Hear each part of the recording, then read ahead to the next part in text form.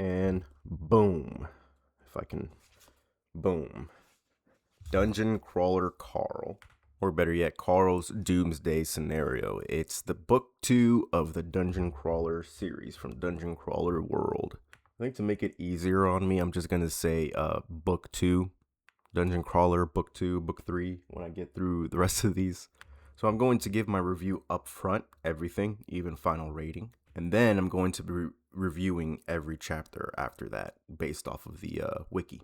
And honestly, the wiki is a really fun tool to get more out of the book than me just straight reading it. Like all of these, I wouldn't have thought. Like pop culture references, chapter summaries. I mean, yeah, I'm trying to get the chapter summaries, but pop culture references is something I'm going to check out later. All right, but as for the review for Carl's Doomsday Scenario, I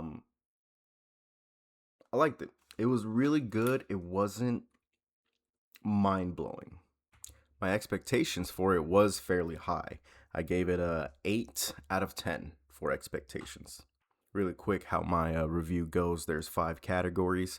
Each of those categories gets added up and rounded up, rounded into a full number out of 100. Category 1 being expectations, I gave it an 8 out of 10. I expected it to be like more action packed because of the explosion, and since they are running away from an explosion, I was pretty much spot on. The explosion was going to be a big part of it. And I'm trying not to spoil anything for now. Category number 2, for premise, I gave it also an 8 out of 10. Instead of being in an enclosed dungeon, for however they did it, I guess they made a fake sky. It feels like they're outside and they're walking around talking to NPCs and getting quests. It's more of a Now it starts to feel like a real RPG, like what's it called, Isekai anime, an RPG anime. It's starting to feel more like that. For the story though, I gave it a 6 out of 10. Not because I don't like it. It's a good story. 6 out of 10s, don't worry too much about it. 6 out of 10s is pretty much average for me. If it's disappointing, maybe I'll give it a 5. I'm trying to see my rating. My 4s is I didn't like, and 3s I'm not even gonna dip down to 3s. If a book for story or any of these categories goes down to 3 at a certain point, I'm probably gonna DNR it. But yeah, the story is a 6 out of 10 because I might even give it a 6.5 out of 10 because I did like the first half, but I'm sticking to my guns. 6 out of 10 because it felt like it was 2 different stories in one. He takes a few quests and 2 big ones kind of stand out. But it didn't feel like a concise, long story, which might be thinking about it might be refreshing, but it felt like I read 2 short stories back to back, kind of. And for the characters, which is the 4th category in this review, characters, I gave it a 6 out of 10 as well. Not because I didn't like any of the characters, and some of the new characters that are introduced, which is like 2, they're pretty good. But yes, there is some character development, some character growth, but it didn't feel like much.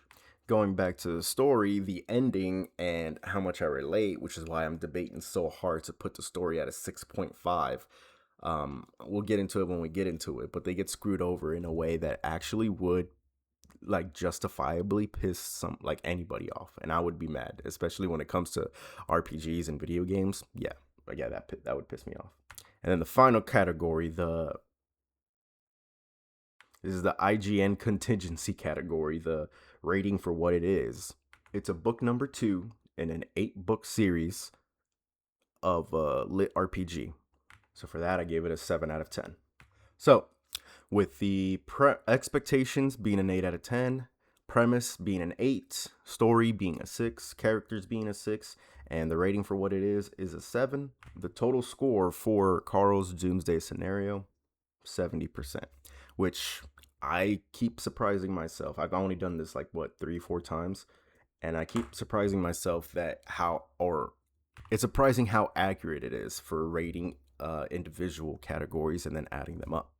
70% does feel fair and I might be being too harsh because there's no way, like, it's easy to be a critic. It's easy to talk out your ass. Like, there's no way I can ever write anything this good. That's just to be clear. There's no way I cannot fathom how to write a book. Matt Denman and the fandom and everything that's coming out, like the show I know is coming out and all that stuff, they 1,000% deserve it. This book is awesome.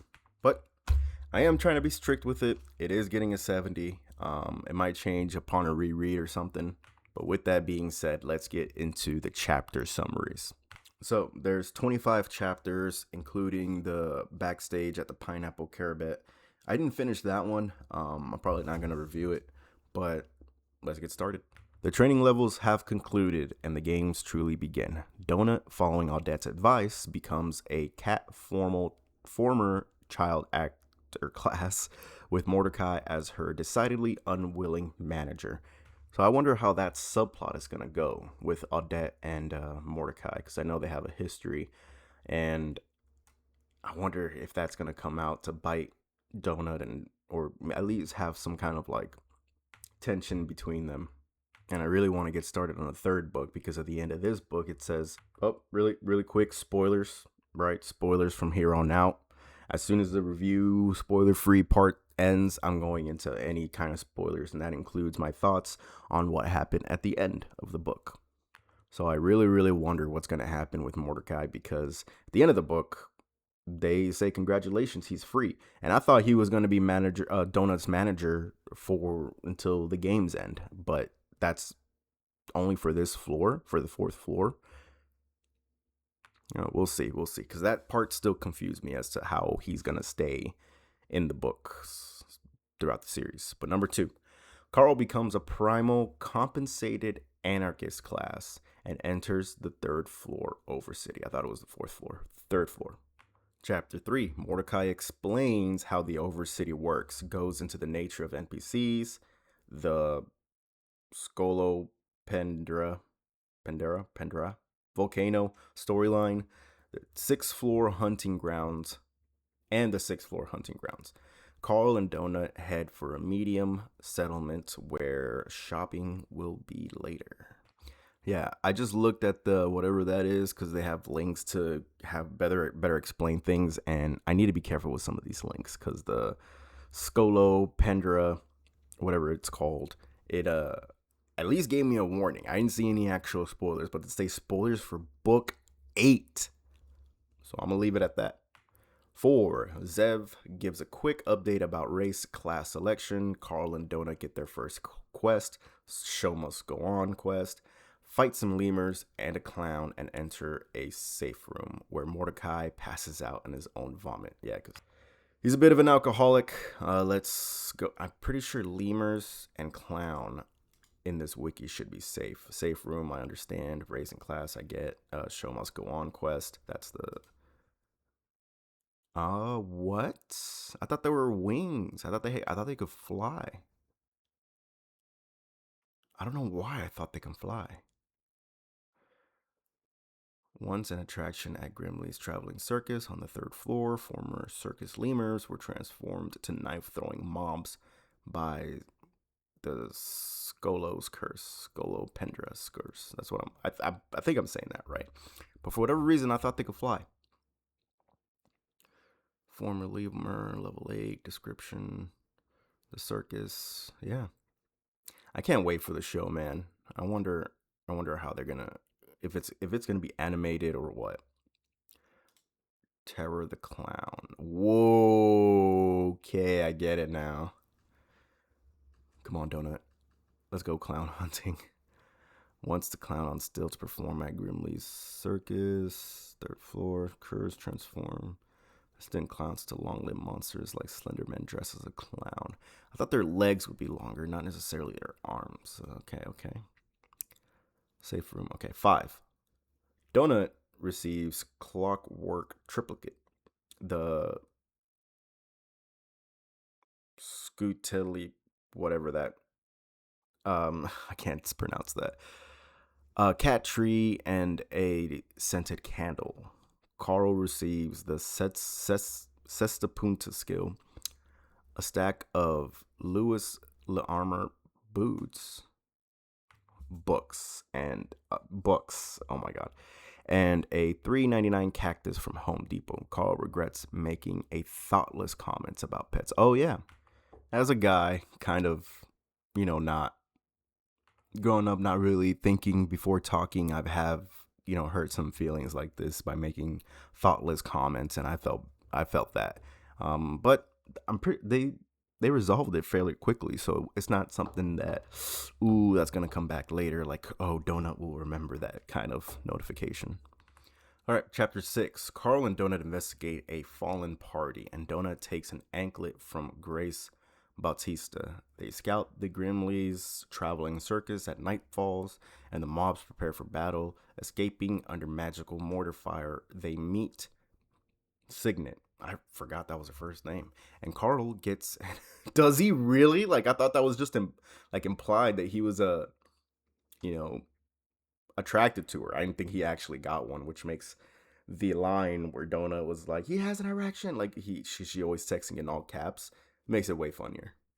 Carl pulls out a mowed lion's heart out while Donut raises the dead, which is pretty cool that she can do that. I feel like that spell, usually their spells aren't that powerful.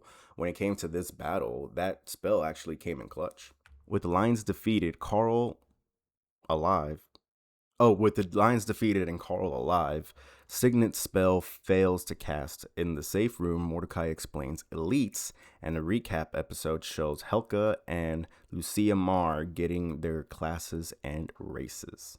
Helka and Lucia Marr, though not new characters, they're characters that are starting to be familiar, so to speak. They feel like they're gonna matter in a little bit, and I think there's like 200,000, around 200,000 crawlers left. It doesn't feel like a lot, but it is a lot. Um, but like they started in the millions, and we're barely in the second book, and we're down to 200,000. I wonder, like, I want to read the rest of the books already. 8. Carl gets a message from Brandon about Meadowlark's progress. Meadowlark, yeah. Carl and Donut try to escape the area, but Signet casts Water Lily, knocking them out.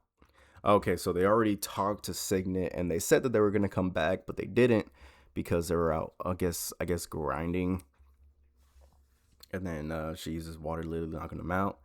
That night, Signet wakes Carl and tells him he has to kill Heather for her sacrifice. Tells him he has to kill Heather for her sacrifice. Carl leaves Mongo guarding Donut as she sleeps. Oh, I remember. Heather, the bear. I don't know why they didn't just say it was the bear. It was the bear. That was kind of, yeah, fights Heather the bear right here in chapter 9. Carl fights Heather the bear. Her parasites burrow into his flesh, which that was ill.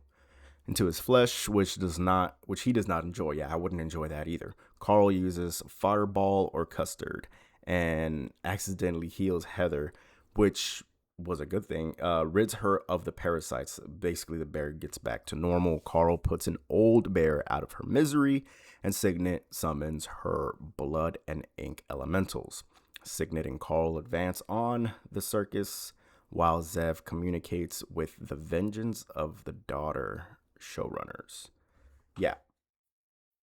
So they never really talk much. I don't, as far as I remember, they don't really talk much about the vengeance of the daughter showrunners, and we don't see that quest concluded, did we? Because it just says that he does he circumvents having to eliminate the Grimaldi, and it's just Signet that goes in there by herself, and then Carl and Donut just leave. If I remember, because I don't remember what that happened, because we didn't really talk to any of the showrunners. But yeah, that was sad. Having to put an animal out of its misery. I've done that before with a pet, but this wasn't a pet. It was just a random bear. It just really sucks. Carl, no, chapter 10, Carl shows his big top ticket to Clammy the Clown and enters the tent. I kind of want to see Clammy the Clown. 1 second. Whoa. I kind of pictured him more creepy, honestly. But actually seeing him is weird. I don't know how I pictured him. This is how I pictured him. There, like this, but with big teeth. This is how I pictured him. I don't know if okay, art by user Lord Binna, Reddit. I love that they give credit. But yeah, it's not official, but it feels like it, which is good. The smell of the circus takes him back to a rare memory of childhood happiness, and then he is face to face with Ringmaster Grimaldi, the pestiferous vine. He enacts Mordecai's plan to poison himself and feed his poisoned blood to the parasitic vine, which I was confused when I was reading it or listening to the audiobook, why that would work. And if it's a pestiferous vine, it's a carnivorous vine. It's not gonna, you put poison on it, it's not gonna like just drink it. I'm sure, like, you accidentally like eat something that's nasty, you're not gonna eat it. So this vine's not gonna eat it. But if it's blood, something that it wants, it'll eat it. It makes sense. Chapter 11. Carl makes a deal to appear in the Vengeance of the Daughters show on the 6th floor. He reads the wisp armor spell book to gain protection from mind control before ordering an ice cream cone of parasitic worms from Apollon the Mighty.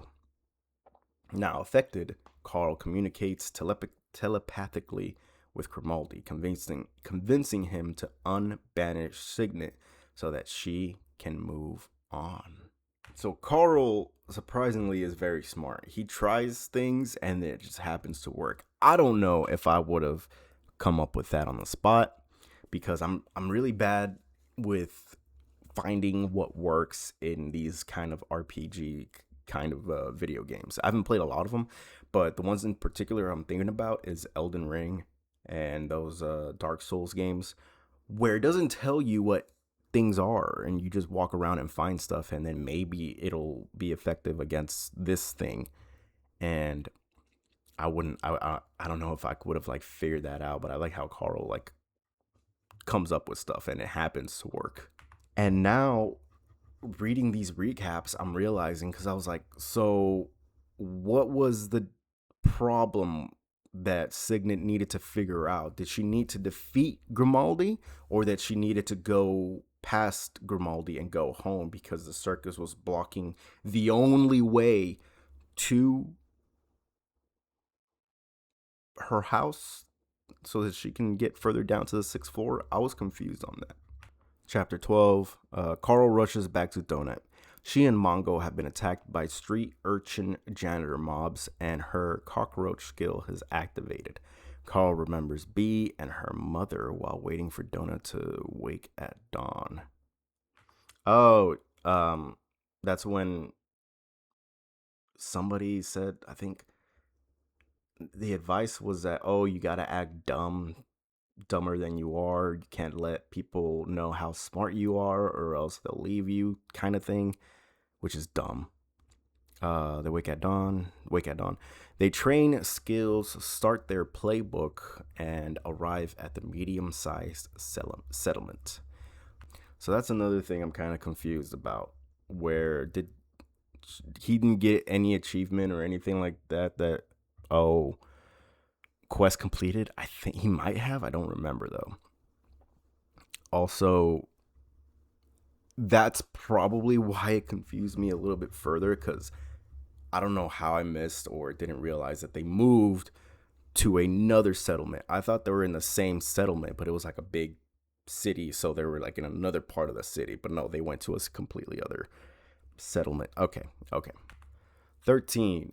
In the safe room, Donut gains the acute ear skill from a skill potion and gains a set of fang caps for Mongo. Carl gets a lot of explosives and a scroll of upgrade, which improves his boxers.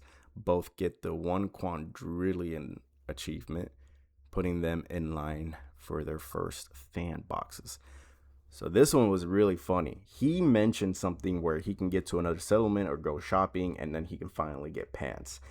And what happens with the scroll of upgrade? His boxes get upgraded so that they are pretty much the most valuable item that he has, and he can't put anything over it. It's like, what was the con of it? It was like commando or something like that, where he has to be in boxers. He can't wear any pants. He can't put anything on.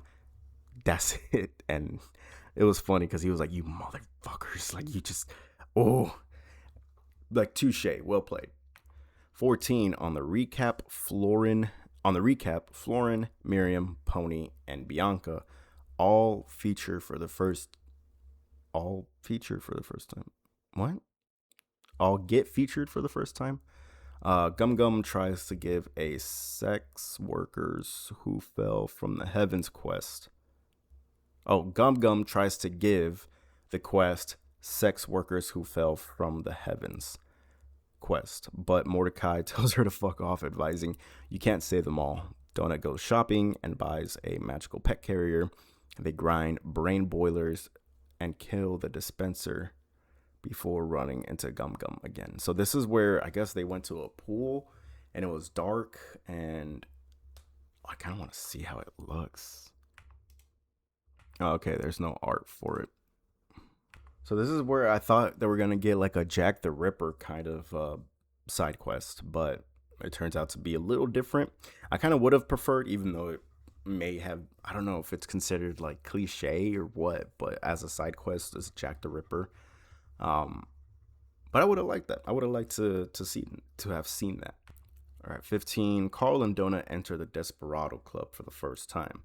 Mordecai explains the club and buys a starter kit from an old friend, the club pharmacist Quint. We learn of Lucia's rampage at the club the previous night. So Lucia Mars, I feel like we're going to get some kind of heart-to-heart, or we need some kind of heart-to-heart with Lucia Mars, because she's acting way too cocky, way too angry. I know she's supposed to be like a girl, like a teenager, but she relax. Let's see how the Desperado Club. Yeah. With the bubbles and her drink. There's the Quint. Okay. Okay, looks kind of like. Oh, that's Mordecai. Okay. I like this. Official art by Andre. I'm sorry, I can't pronounce her. Herdina. Official art by this person. And then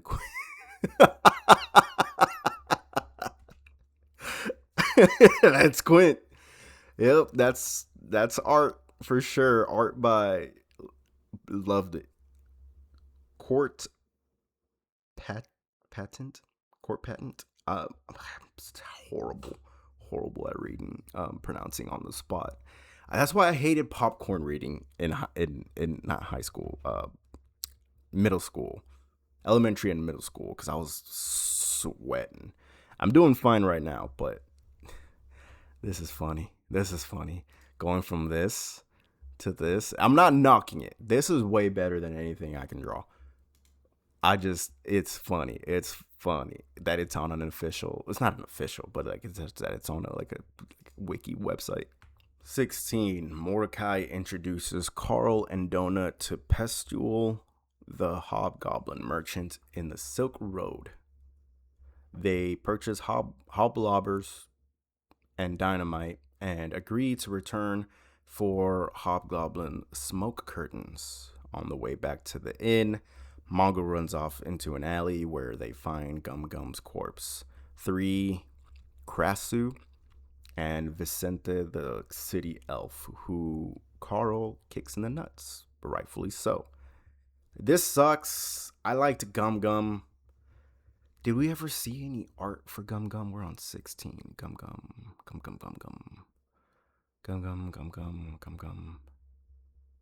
Mongo, Lionheart, Calamity, Mongo. Pony Quest. Gum Gum, right here. Not exactly how I pictured Gum Gum. Although, yes, I get that they said that she's like ugly and hard to look at. That's really fairly accurate. But I pictured Gum Gum more like a Goomba. Like, kind of looking like a Goomba, more pig like features. Maybe like those mobs in Breath of the Wild. Because that looks a little too human. I forgot to turn on the lights, but yeah, that sucks that Gum Gum. I liked Gum Gum. I hoped Gum Gum would have been a character at least in this for the rest of the book, but unfortunately, no. Let's see what the Krasu looked like. My wife might be pissed, but this looks like something out of Carol G art, like like that, like this kind of art. But I think I saw it might have been the chapter intros, like the chapter number, and then they have a little piece of art. I saw something like this that looked way better, but yeah, that's pretty much what it is. Chapter 17, Examining the Dead, 201st Security Group, Elf, and Gum Gum. Donut decides to take on the quest. Various clues lead suspicions about Featherfall, the town's magistrate. Donut and Carl open their fan boxes. Donut gets a picture of Bee and Brad, while Carl gets Sistera. Brad. Why is Bee and Brad? Oh, why is Brad highlighted? Why is Brad highlighted? Oh no. Oh, did I just spoil myself potentially? Okay. While Carl gets a Sistera. I know what a Sistera is. Let's just click at this. Let's just click at this. Open link in new tab. Featherfall. Whoa. That looks more like it. Like the situation that's going on. Yep. Serial killers. Yeah. Okay, cool. And there we have a Sistera. And I think that's actually a picture of I think that's the picture that I saw when I looked it up reading this book. I'm sorry, I'm still mind blown over the fact that fucking Brad is highlighted. Okay, we'll see why, I guess, in the next few. So, this is the cover art for the third book. Is this fucking Brad? Hang on. I'm just gonna stop. I'm gonna stop looking into it. I'm gonna stop. Chapter 18. The pair meet Miss Quill. There's no art for Miss Quill. Pair meet Miss Quill. Carl leaves some evidence on her desk, which is a body. She doesn't like having a corpse on her desk, but Carl has a note saying it's okay, so the guards leave him alone. So that note actually, I forget how he got it, but it's basically hey, I'm doing something, don't pay attention to it, so that the NPC guards will just walk away. Later, they find a boss killed by Daniel Bautista and are ambushed. Oh, this is where they get the... So what was I thinking about earlier? They're ambushed by city elves and shambling berserkers. Carl causes several explosions and knocks himself out. Mongo has a good time, apparently, killing the shambling berserkers. Whoa. That's good. Doodle Master or Masta on Instagram. That's pretty good. 19. Carl and Donut go on Danger Zone with Ripper Wonton. So when they go on this show, they gloss over whoever is on his left side. Like there was a crawler or somebody on his left side. And I don't remember if they like don't worry about it because it ended up being like the singer or something. I cannot remember. But I thought it was too convenient that Carl wasn't asking, okay, who is it, but was asking who everybody else in the room was. And for a solid second, I thought that was going to be B. Um, I think it's too early if it's 8 books. I don't think we're gonna see B. Maybe we'll see B on the third one, if not the fourth one, which is Gates of the Feral Gods. Yeah, so I think the fourth one might be where we see B. Maybe the third one, but I think the fourth one for whatever reason. Anyway, they meet Evo, Princess Denadia, Mansa, Butler, Helka, and Ripper. Helka asks them to help a member of her party, Carl, plants a seed and the Skull Empire retaliate. He basically says, hey, rebel. Right, that's what he says. The Skull Empire retaliate, killing Mansa by mistake.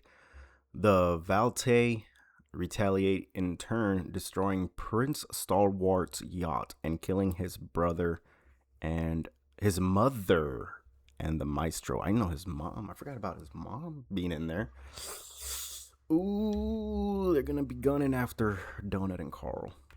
20. Carl and Donut meet Salvatore and the remaining 201st security group mages. Eunice, a pregnant dwarf, attacks Salvatore. Not out of nowhere, Salvatore kind of like does something to the kid dwarfs, and the kid dwarf, the the little salamander lizard thing gets eaten by Donut. It's that chapter was weird. It was like a little jumbled mess, but okay. The city guards attack Eunice. Carl attacks the city guards because he's a good person. Ricky Joe, Eunice's son, attacks Mongo. Oh, yeah. Mongo eats Ricky Joe's arm. Salvatore gets cut in half like a bagel. And Carl sets everyone on fire. How? I thought, Jesus, was I even paying attention? 21. Katia Grimm, who is struggling with her doppelganger race, joins the party. On the recap, Florin is partied with Effici, and Lucia is out for Donut and Carl's blood because she was drunk, because she didn't like the Rottweilers.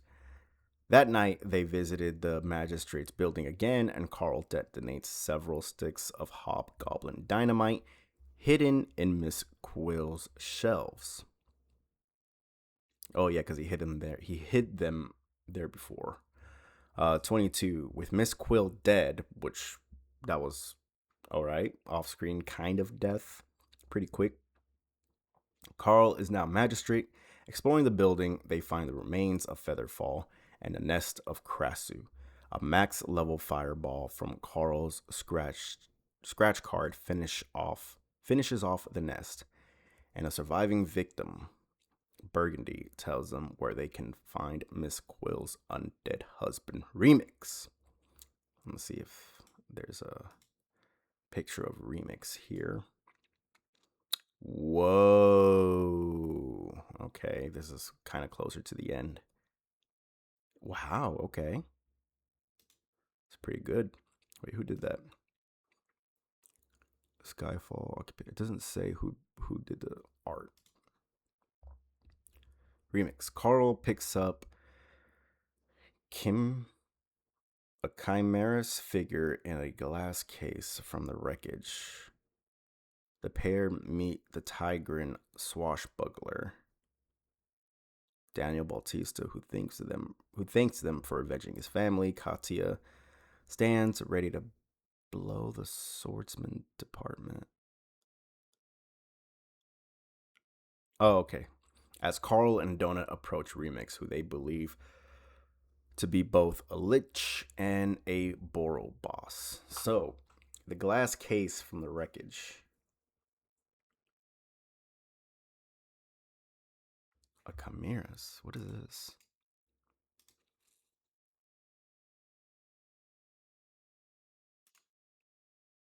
Okay.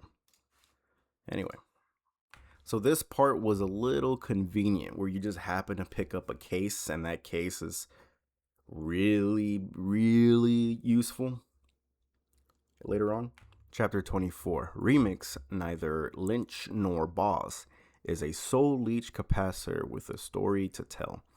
Quill, his wife, orchestrated this summoning and is using the soul energy he leeches from the town's soul crystal to cast the final war. Their quest complete, a new quest begins. Fools who broke the glass Fools who broke the glass quest. Rather than run, killing Katya and many others, Carl places the soul gem in a glass case. I just realized that kind of sounds like the Infinity Stone. Glass case, Carl and Donut have an emotional moment while they wait to die. So I'm probably reading too much into it, but the fools who broke the glass, I was like, is that the title meant to tell you how to finish the quest because they put the gem in that crystal in the glass case? Or is it the gem itself that breaks and it's glass and it explodes?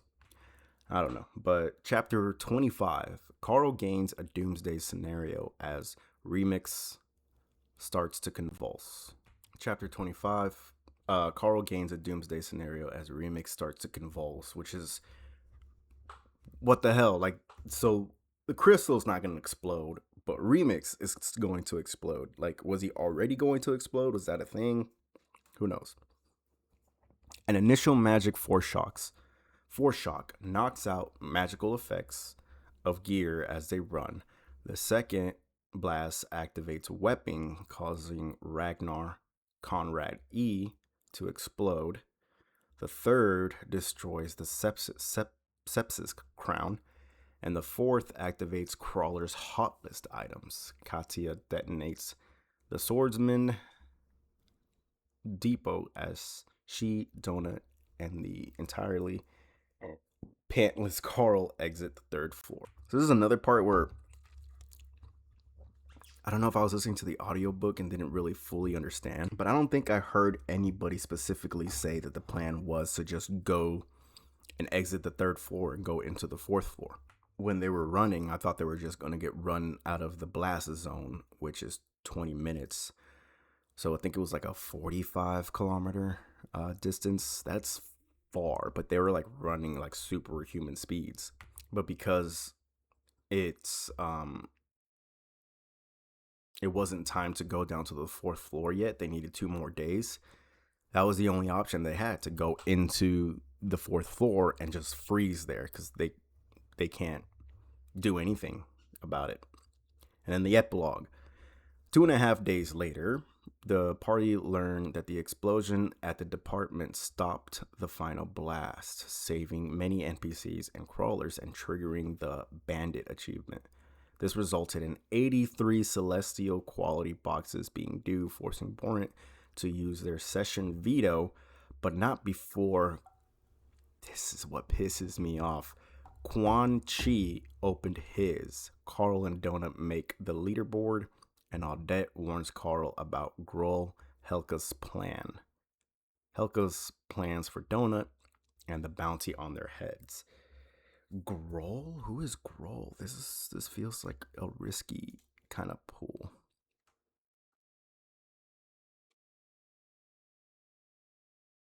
For book 3.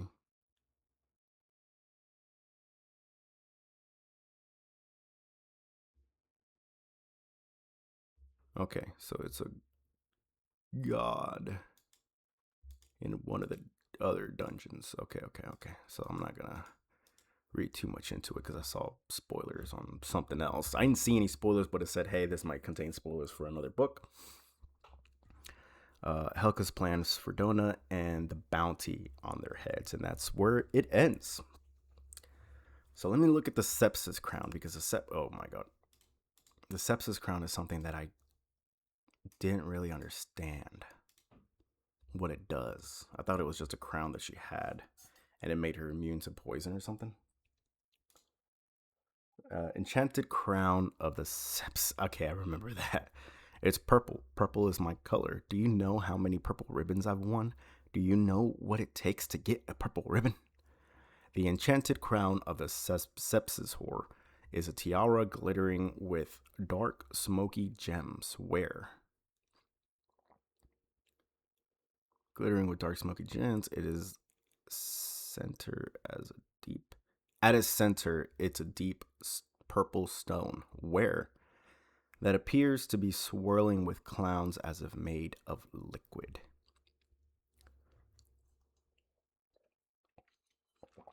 Fleeting item. This is a unique item. Imbues wearer with +5 intelligence. Grants the user +5 to the good first impression skill. All attacks, including magical attacks, now have a 15% chance to inflict the sepsis debuff. Warning, seriously though, I'm going to say this again. Warning, read this shit before you put it on. Placing this crown upon your head permanently places you within the royal line of succession for the blood Sultan and on the 9th floor of the world dungeon. Removing this item will not remove this status. Royal members of the blood Sultanate,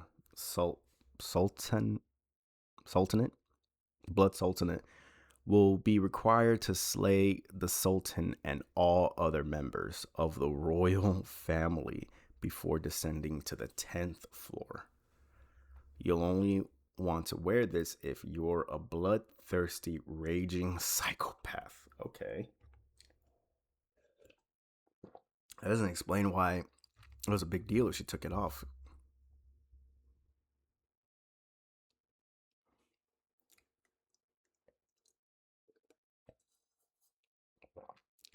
Removing this item will not remove this status.